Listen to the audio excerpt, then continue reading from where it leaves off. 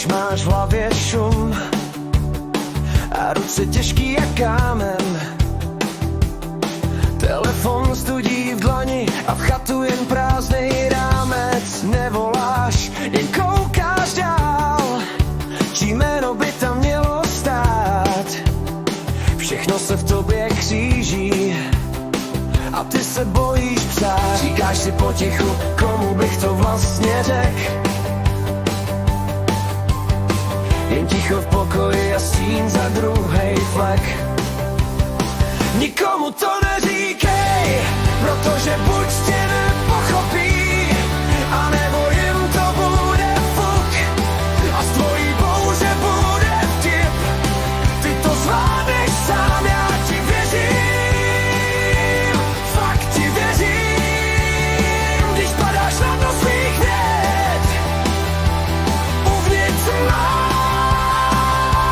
větší svět.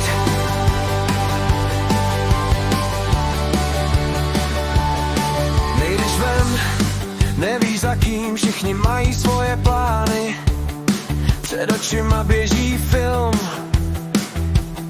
kde stojíš někde za oponou sám. Ale já tě vidím líp než všechny jejich prázdný sliby. V každém tvým dechu žije klid, který tě jednou z toho vytáhne. Možná se ptáš zas, proč zrovna já to mám tak těžký,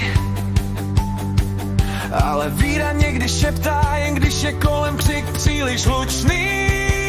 Nikomu to neříkej, protože buď tě nepochopí, a nebo jim to bude fuk a z tvojí bouře bude vtip. Ty to zvládneš sám, já ti věřím, fakt ti věřím. Když padáš na dno svých věd, uvnitř máš větší svět. Až zas budeš hledat jméno, který číslo vlastně zmáčknout. Hej! Zkus si jen zašeptat, že v sobě máš vlastní záchranu. Nikomu to neříkej.